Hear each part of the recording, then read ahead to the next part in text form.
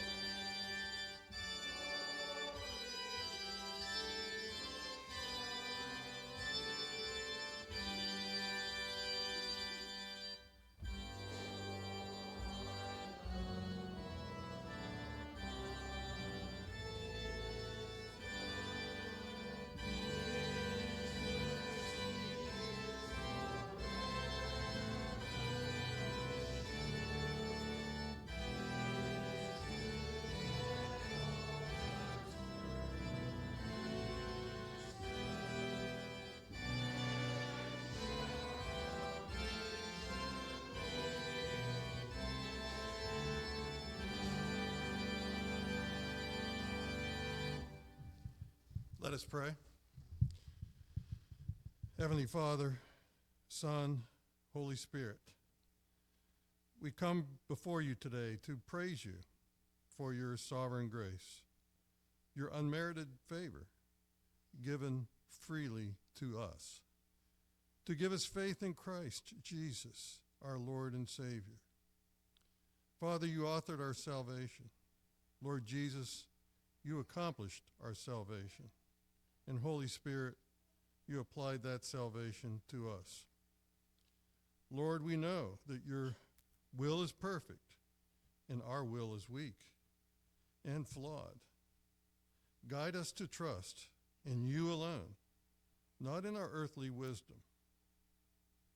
Lord, we seek to glorify and praise you and pray that our songs and our prayers and all of this worship service will be acceptable to you. We ask these things in the name of our glorious Savior, Jesus Christ, who taught his disciples to pray, saying, Father, who art in heaven, hallowed be thy name. Thy kingdom come, thy will be done, on earth as it is in heaven. Give us this day our daily bread, and forgive us our debts, as we forgive our debtors.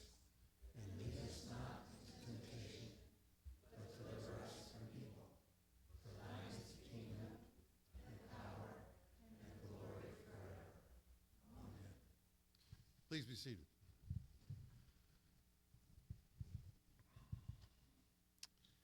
So as I said earlier, our confession of sin will be from Deuteronomy chapter 5, verses 6 through 21, the reading of the law.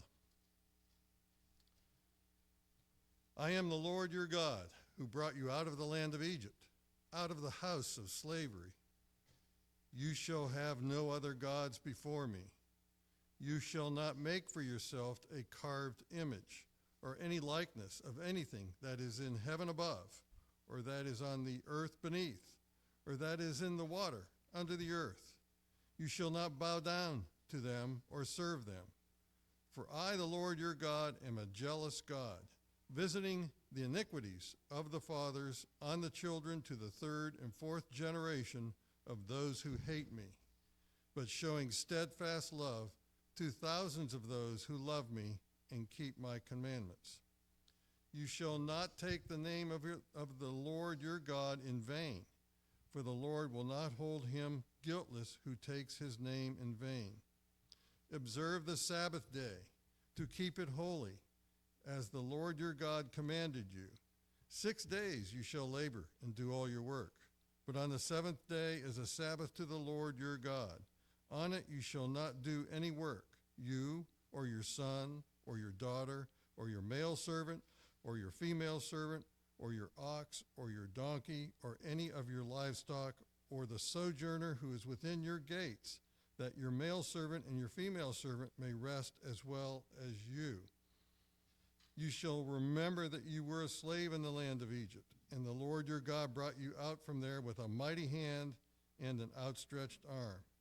Therefore the Lord your God commanded you to keep the Sabbath day. Honor your father and your mother, as the Lord your God commanded you, that your days may be long, and that it may go well with you in the land that the Lord your God is giving you. You shall not murder. You shall not commit adultery, and you shall not steal, and you shall not bear false witness against your neighbor, and you shall not covet your neighbor's wife, and you shall not desire your neighbor's house, his field, or his male servant, or his female servant, his ox, or his donkey, or anything that is your neighbor's. With these verses in mind, please take a few moments for a personal confession of sin.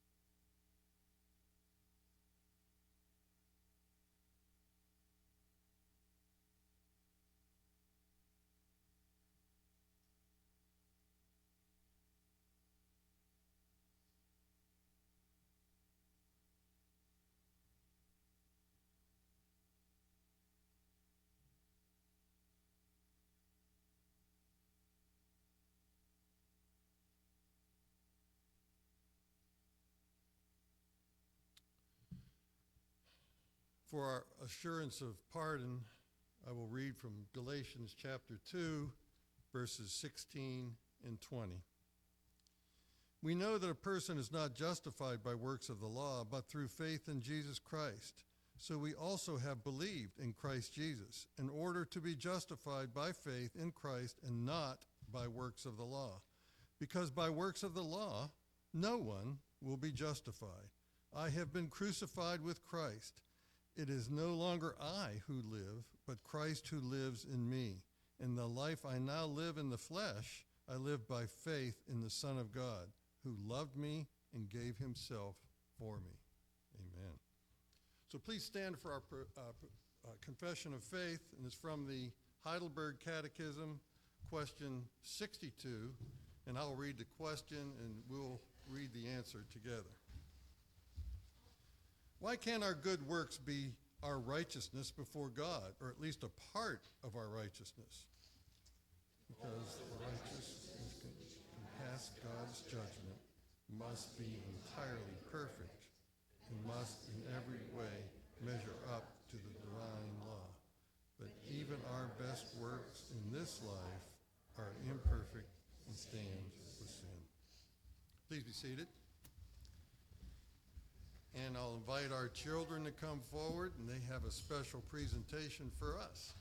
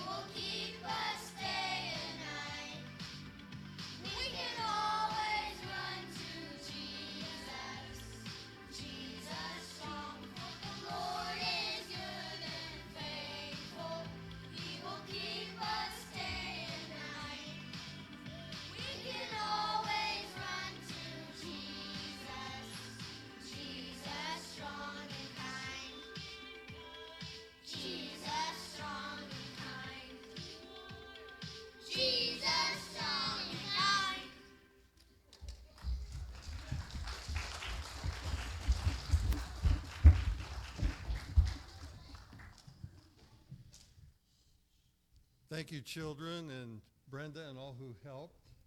They did a great job. You know, any of you who have been to Presbytery or Synod and have heard the strong male voices singing hymns, it's truly inspirational. But you know, these kids and those youthful children in Christ, covenant children, that's truly inspirational also to hear them. So thank you all for putting that on for us. For our scripture reading this morning, I will read from the Gospel of John, chapter 8, verses 12 through 59. Since God is light, these verses contain Jesus' claim of deity as the light of the world. The relationship of truth and righteousness is prominent in the Gospel of John. For man, truth and righteousness can only be obtained through Jesus. In these verses from John, Jesus makes it clear that there are only two options for humanity, him or Satan. It's that blunt. Only God's grace will allow his elect to have faith in Jesus. The rest will choose Satan, and Satan is death. Hear the word of God. Again, Jesus spoke to them, saying, I am the light of the world. Whoever follows me will not walk in darkness, but will have the light of light. So the Pharisees said to him, you are bearing witness about yourself. Your testimony is not true. Jesus answered, even if I do bear witness about myself, my testimony is true, for I know where I came from and where I am going. But you do not know where I come from or where I am going. You judge according to the flesh. I judge no one. Yet even if I do judge, my judgment is true, for it is not I alone who judge, but I and the Father who sent me. In your law it is written that the testimony of two people is true. I am the one who bears witness about myself, and the Father who sent me bears witness about me. They said to him, therefore, where is your Father? Jesus answered, you know neither me nor my Father. If you knew me, you would know my Father also. These words he spoke in the treasury as he taught in the temple, but no one arrested him because his hour had not yet come. So he said to them again, I am going away, and you will seek me, and you will die in your sin. Where I am going, you cannot come. So the Jews said, will he kill himself, since he says, where I am going, you cannot come? He said to them, you are from below, I am from above. You are of this world, I am not of this world. I told you that you would die in your sins, for unless you believe that I am he, you will die in your sins. So they said to him, who are you? Jesus said to them, just what I have been telling you from the beginning. I have much to say about you and much to judge, but he who sent me is true, and I declare to the world what I have heard from him. They did not understand that he had been speaking to them about the Father. So Jesus said to them, when you have lifted up the Son of Man, then you will know that I am he, and that I do nothing on my own authority, but speak just as the Father taught me. And he who sent me is with me. He has not left me alone, for I always do the things that are pleasing to him.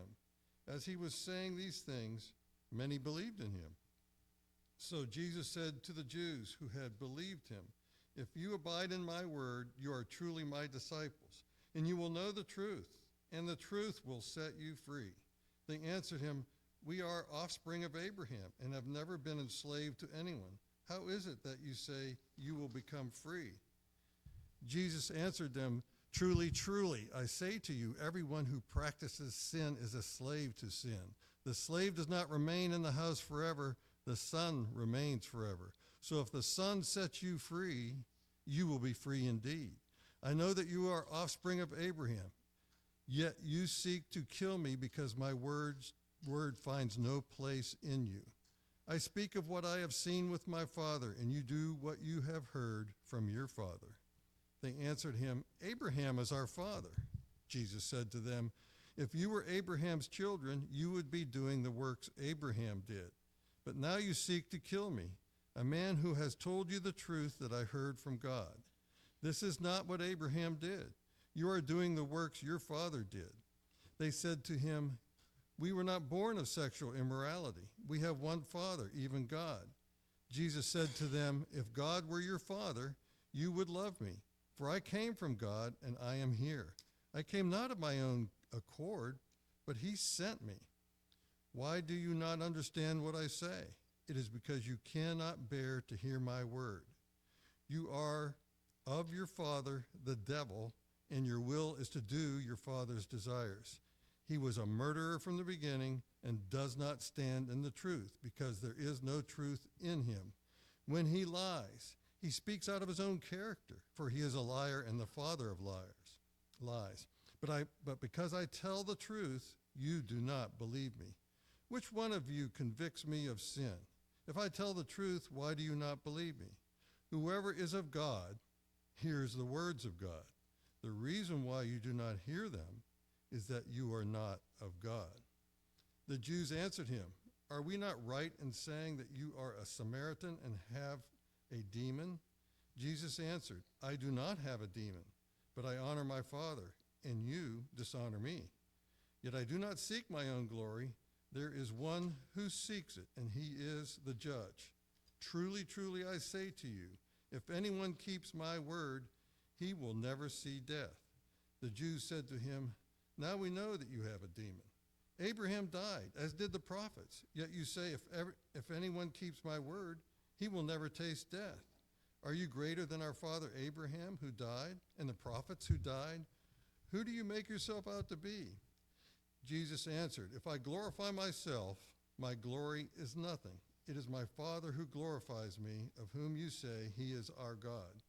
But you have not known him. I know him. If I were to say that I do not know him, I would be a liar like you. But I do know him, and I keep his word. Your father Abraham rejoiced that he would see my day. He saw it and was glad.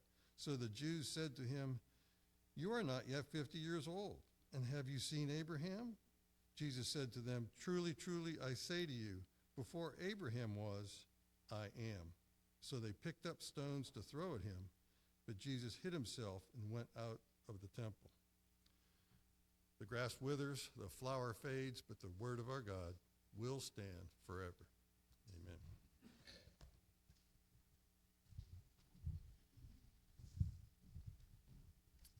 Let us go before the Lord in prayer. Lord Jesus, we come before you, the great I am, the one who was the Word in the beginning, knowing that you have the words of eternal life. To whom else can we go? Lord, we believe. Help our unbelief. Send your Spirit that your word might take deep root in us and change us and conform us to your image.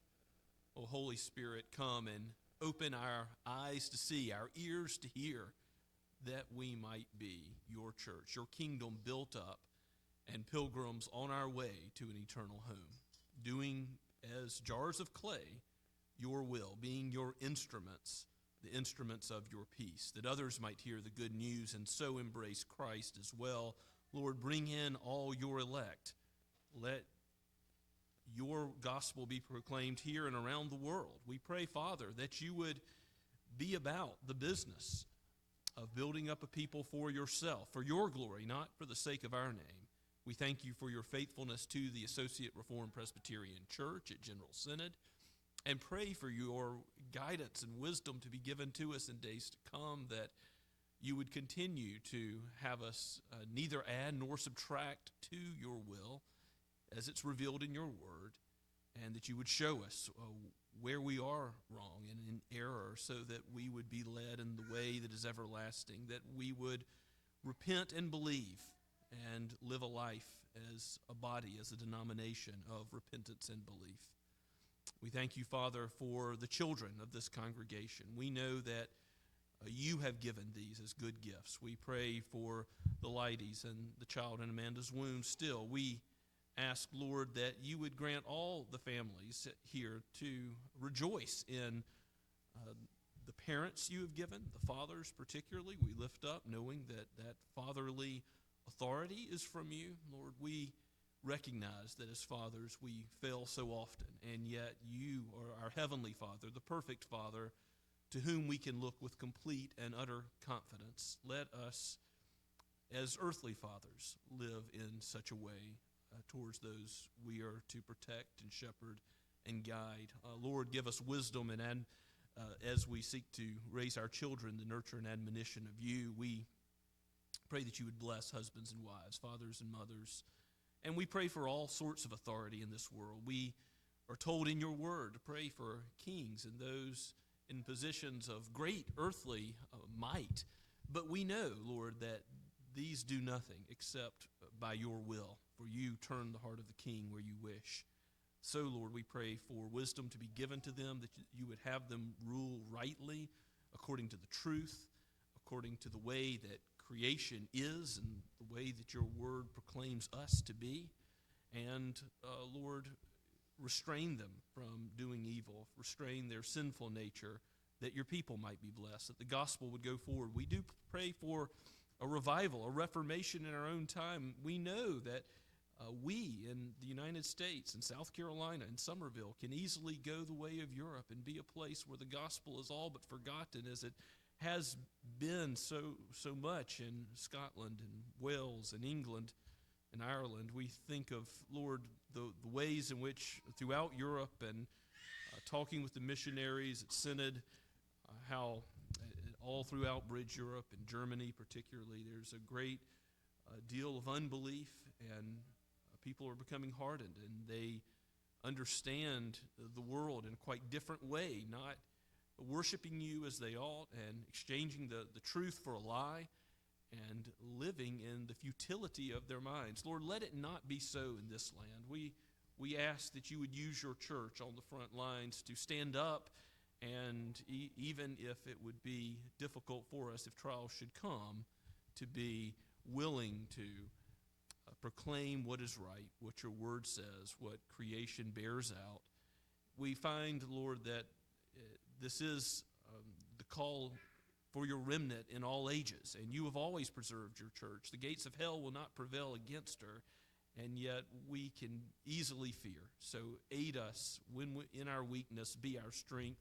Give us confidence and courage to be men who believe the gospel, Lord, to be a people who are not taking pride in our own strength, but looking to you as our God and being a worshiper of you, and in that rejoicing and glorying that you are ours and we are yours. Your covenant promises are true yesterday, today, and forever in the Lord Jesus Christ, in whom we pray. Amen. As we continue to worship, let us sing to the Lord once again. Blue Notebook number 5, Before the Throne of God Above.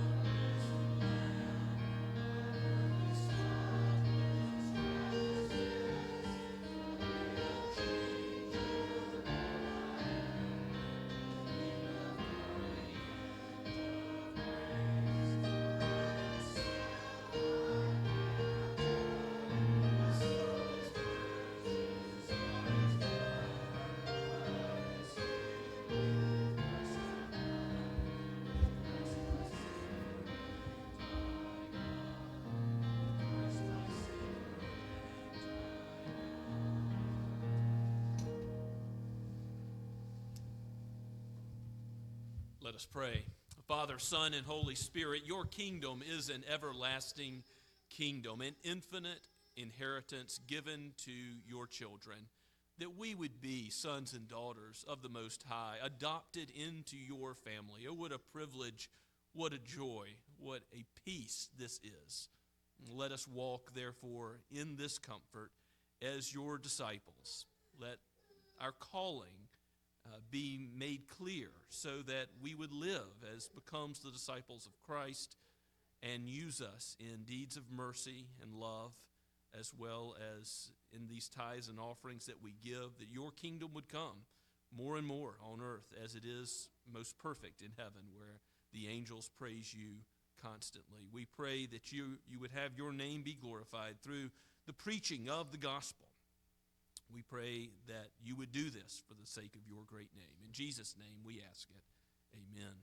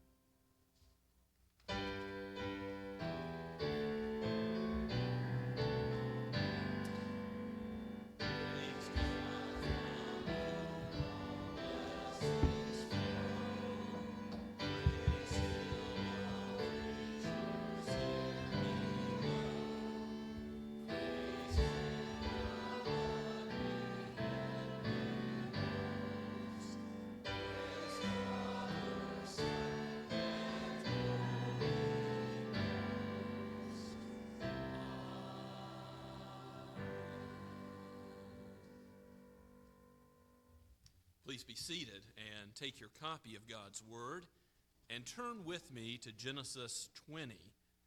Genesis 20 is still in the life and times of Abraham.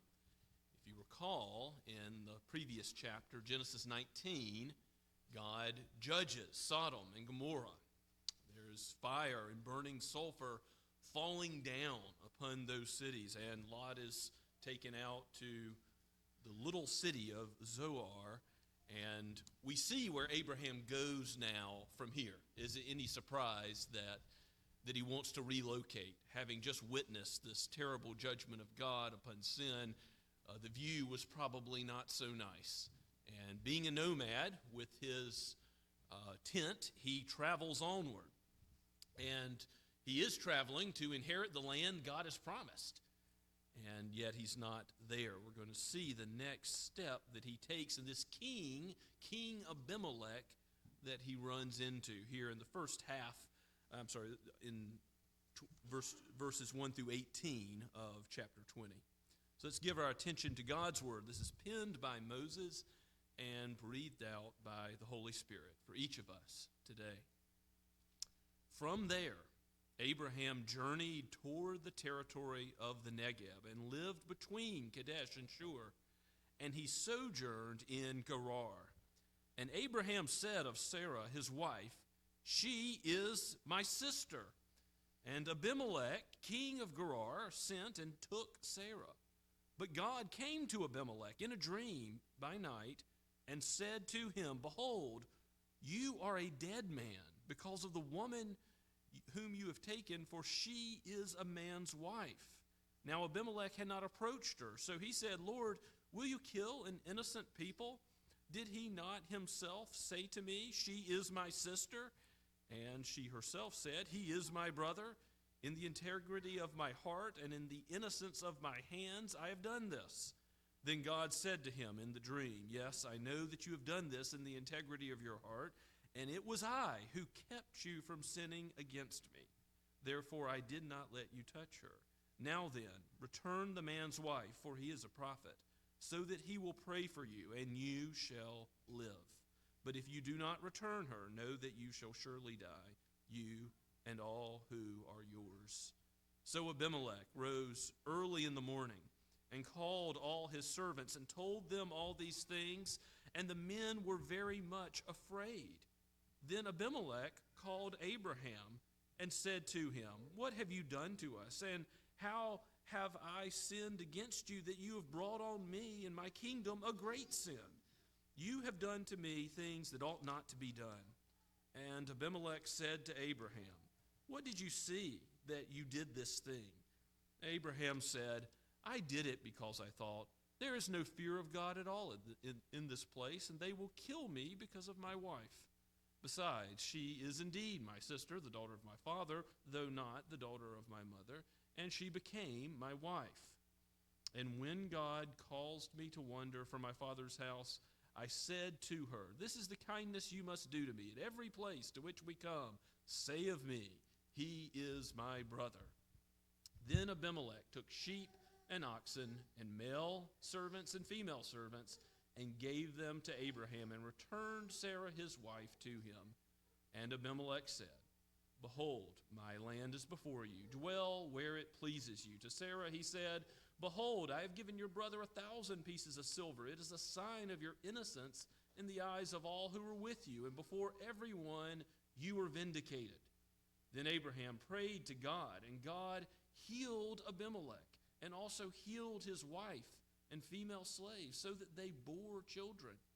For the Lord had closed all the wombs of the house of Abimelech because of Sarah, Abraham's wife." Let's pray and ask for God's help. O Holy Spirit, you have given your word so that we might be helped. Turn to Christ, to look to him in the truth of his word, as he is the way, the truth, and the life. He alone can set us free from our sin, from the penalty, and from its power. Help us, O Lord, to acknowledge you in our minds and with our wills and with our hearts. We pray this in Jesus' name. Amen. This Abimelech is one of many in Scripture. The later Abimelechs are, some of them, pretty bad guys, but this Abimelech is possibly, scholars think, not a name, but a title of a king, as later Philistine kings have this title, Abimelech. Nevertheless, he is a king in Gerar. We know that Abraham moved to Gerar, which is near Beersheba in the south of the Holy Land.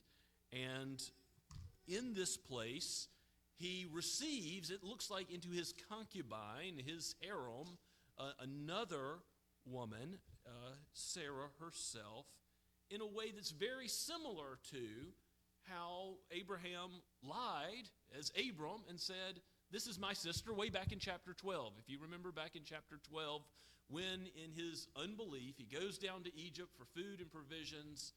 He doesn't trust God, and he thinks he'll be killed if he doesn't say to Pharaoh, this little lie, his half-sister, which is true, is only his sister and not his wife. And of course, Pharaoh rebukes, the Gentile Pharaoh rebukes Abraham. And what do we have happening here? We have the Gentile Abimelech. Again, if it's a title, it could be like the term Pharaoh, the king of Gerar, the Pharaoh, the Abimelech of this region. We have him rebuking Abraham, when Abraham should have been, as the father of the faithful, the righteous one, the one showing how to fear God and speak the truth, as God is a God of truth. And as we heard from John chapter 8, Satan and all those in his kingdom are of lies, and Satan is the father of lies, and those in his kingdom are liars. So Abraham is living like one who is not a child of God. He's not a God-fearer in the way he's acting. He is struggling with a sin on a repeated basis. In fact, you see in our text that he told Sarah to say this wherever they go.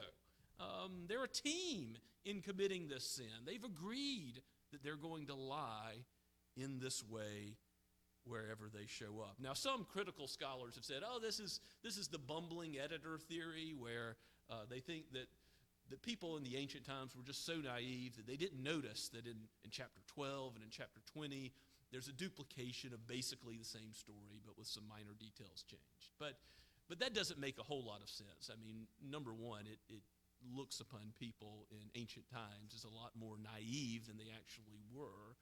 They can read a text and see that there's a repetition of a theme, can they not? But also, it's clear that God is repeating this theme so that we'll see later when Isaac does the same thing in Genesis chapter 26, that it's something he learned from his father and mother, that he will, child of the promise, who we'll see born in the very next section of text that we come to in chapter 21, we'll see how God fulfills his word, that yes, this time next year, the angel said to Abraham and Sarah, remember before Sodom and Gomorrah were destroyed, you'll have a son of your own flesh, Sarah, and he'll be born. God's word will be true. And yet, that son of the promise will engage in the same sins that he learned, he picked up from his family. This besetting sin of lying. It's a tongue sin, but of course it goes beyond the tongue because it puts in great danger many times Sarah herself, and we'll see how God spares her in our text today. As Abimelech takes Sarah as his wife, we only read in verse 2 that she is taken. Again, we see he's got other wives, other concubines at the end of the passage, but in verse 2, she's taken in amongst them, and God comes to Abimelech in a dream in verse 3 and gives him a wake-up call for sure, a nightmare that none of us would want to receive. Behold, it's an exclamatory expression. Behold, Abimelech, you're a dead man. That's not good news. And yet it is a conditional threat of death. You shall surely die, God later explains, if you don't return this woman to her husband. And he protests that she did not know, that he did not know that she is married to Abraham, and recalls the words of both Abraham and of Sarah. They're both claiming that she is merely Abraham's sister. And Abimelech had not approached her. So we know from verse 4 that Sarah was not violated by Abimelech. And for whatever reason, the Lord kept him from that.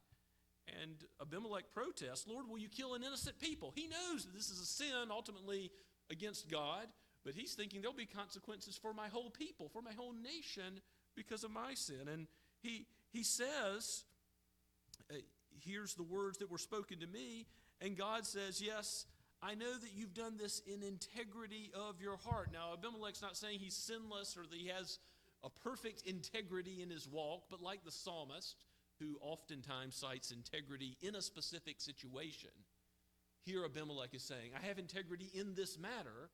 I haven't known that I was sinning by taking Sarah into my household.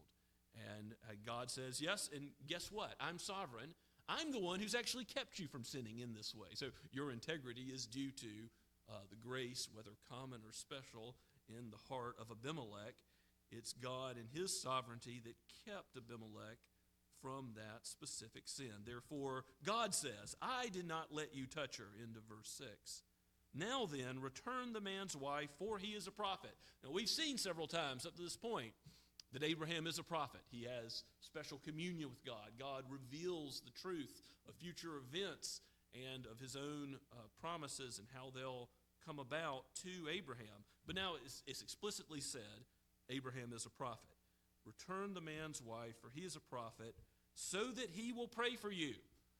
To have a prophet praying for you, that's pretty good. And the prayers of a righteous man availeth much. And you shall live.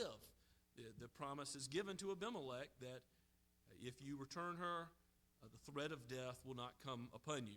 Good news, given that very scary nightmare he's already received with clear revelation from God. And if you don't return her, you will die. So Abimelech rose early in the morning, verse 8 says. He calls all of his servants together, his whole house. He says, we're going to have a meeting, and here's what we need to talk about. Fearing the Lord, believing his threat, and doing what he says.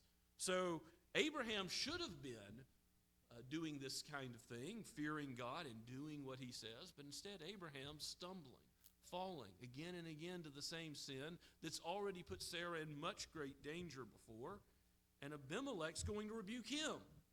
Then Abimelech called Abraham and said, "What have you done to us?" He sees the nature of Abraham's sin as having a horizontal dimension, as being against other people, and yet ultimately against God. "And how have I sinned against you, that you have brought on me and my kingdom a great sin?" He notices the heinousness of it, the significance of what Abraham has done. You can't just say, "Well, these are just a few words that spilled out of my tongue." That's not all it is. It's affected people. It's affected Sarah. It's affected Abimelech. It's affected his household, all those in it. And so with all gathered around, he says, what you have done to me, you have done to me things that ought not to be done. And Abimelech's right. Abimelech's right. Abraham is not following God's way, as we've looked at the very beginning of God's way for marriage. And Abraham's just seen the judgment fall on Sodom and Gomorrah, and yet he's going to depart, as he's just seen the terrible consequences from departing from God's law. He himself is going to depart from God's law with his wife. And Abimelech is right to notice that this ought not be done. And again, the Gentiles will be brought in through Abraham, remember. That's part of God's promise. But this Gentile, like Pharaoh, is better than Abraham at recognizing the truth by God's grace given to him. Abimelech says to Abraham, "What did you see that you did this thing?" Meaning prophetically, what did you notice? Why, Abraham? Why? And Abraham starts to give excuses, starting in verse 11. He says, "Well, I thought there was no fear of God in this place." And it's almost like a Muslim ethic. We can lie to you because we think that you're not one of us, and therefore, since you're an unbeliever, you're not deserving of the truth. There's no fear of God at all in this place, and they will kill me. The same fear that drove Abraham earlier, the doubt and fear that God would protect his life, that God would fulfill his promises. He's already made clear so many times with so many signs that he would fulfill. Abraham doubts and he fears, and he is not exercising faith.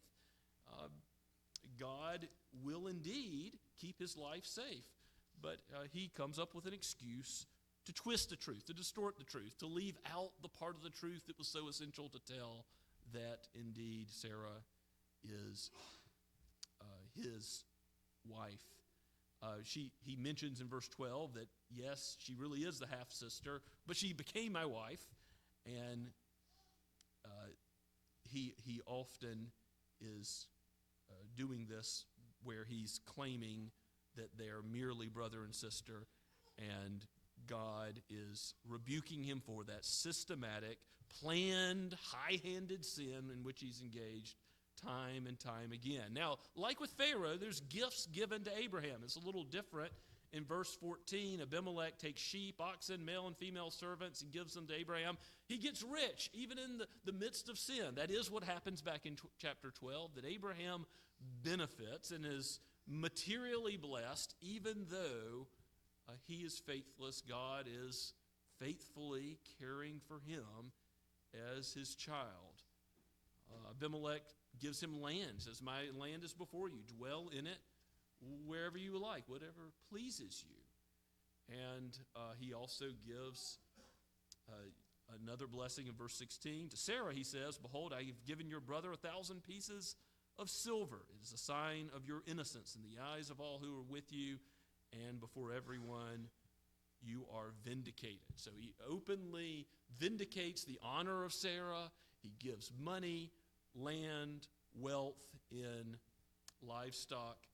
And in all of this, Abimelech shows that he's serious about listening to the Word of God, listening to the revelation of God and what conforms to his character. And Abraham does what God said Abraham would do. He does what is righteous here in verse 17. He prays. He prays to God and heals Abimelech. He takes Abimelech's plague away. Remember with the Egyptians, plagues afflicted Pharaoh's house because of Sarah being taken in. And that's sort of how, in the process, he finds out that he's offended God. Well, we don't hear until the end of the chapter that, in fact, Abraham needed to pray for Abimelech so that the female slaves and his wife that he already had would bear children. God had closed up their wounds. There was a plague or plagues that came on Abimelech because of this. But God not only spares his life, but he very interestingly uses Abraham as the instrument by which they're blessed. He uses this poor, stumbling, fallen man who ought to have been a beacon of righteousness and of light, but isn't. And instead blesses the one who's outside of the family of God and uses the stumbling Abraham to bless this Gentile king. And indeed, he opens up their wombs, and they happily bear children, and they are glad and joyous because of it. What an account that God would still, even though Abraham has a besetting sin in which he's twisted the truth time and time again, God still loves him. His word is still fulfilled through him. Certainly, we've seen that theme repeated through Genesis 2, that God is faithful even though we are faithless. He is going to fulfill his promise though we stumble and fall. Now, I know that when we think about stumbling and falling in sin and perhaps repeating, like Abraham, some tongue sin, gossip, hateful speech, rage, anger. Perhaps it's a failure of worship of God as we all. Maybe it's taking his name in vain or profaning his day on a regular basis. Maybe we've returned like a dog to its vomit and not honored authorities as we ought to. Perhaps earthly fathers, perhaps other authorities. Perhaps it has to do with hatred in the heart, lust ruling in the heart. Perhaps it has to do with covetousness in the heart that no one else can see. Maybe it is an outward lie that someone else can detect. But whether known before God alone or before men, whether the consequences have been up to this point few or many, God knows and sees the heart. He always knows in thought, word, and deed our sin. And Abraham may very well have had a disturbance in the assurance of his salvation, of the truth of God's promises, because of this sin, because of this repeated folly. And isn't that true of us, that even if we know in the way that 1 John teaches that we ought to have assurance of our salvation, if we go back to our sin again and again and let one sin trip us up again and again, what does the evil one do with that so regularly? Oh, you're not even a converted Christian, are you? If you were, you wouldn't go like this, back to your sin again and again. Well, here's the truth of the matter, and this ought to be encouraging to us. Converted Christians, true Christians, can repeat folly with besetting sins and still be forgiven, true Christians. Now, that's not encouragement that we would continue in our besetting sin, because it's not good for Abraham, it's not good for us, it's not what God calls us to. But it is encouraging to know that God forgives us entirely based on the worthiness of Christ, though we ourselves are unworthy and our best works are but filthy rags. And God changes us. In the work of the Holy Spirit, there's a progressive work of sanctification that occurs. He is making us more and more holy. And if you do struggle with sin, if you fall down again and again in the same area like Abraham did, it's good to remember that your worth before the throne of God is not based on your performance at all, but the performance of Christ. You center your assurance of salvation to have it again, if you've lost it, to have it in the first place. You center it on the promises of God, the truth of his word, that Jesus is the way, the truth, and the life, and he's done everything for our salvation. He says if you believe in him, if your faith is in him, though your faith wavers, the object of your faith is perfect. You're his. It's done. Nothing can separate you from God's love. But on the other hand, you may want to consider some of the ways the Holy Spirit has sanctified you in your life too, because you stumbled and you've fallen in the same area again and again. But Do you have more love for God's people? Do you have more love for God? Do you want to read his word? Do you want to know God? You see what I'm saying? Look more broadly beyond the confines of this one area where the evil one may have you focus your gaze on how you failed. And remember the promises of God, the gospel, the good news, and then look at how he is changing you. And though your change is imperfect, no doubt, as the penalty of sin is paid and the power is already cast off by Christ, if you have the Son, you have freedom indeed. We heard it from John chapter 8. If you trust in the truth, you will be free. You're not a slave to sin. You don't have to go back like a dog to its vomit again. You are able to obey and walk in integrity, as Abimelech did. Believer, you are able to walk in integrity of heart more and more because of the Holy Spirit's work in you. God is the one who gives the gift of faith, and when we put it in his holy word, we reveal what it says about him, what it says about our salvation, and we can make progress in the Christian life using this sword of the Spirit. This is the weapon for learning God and learning ourselves, even our weakness, so that he might be our strength. Let's pray and ask for his help.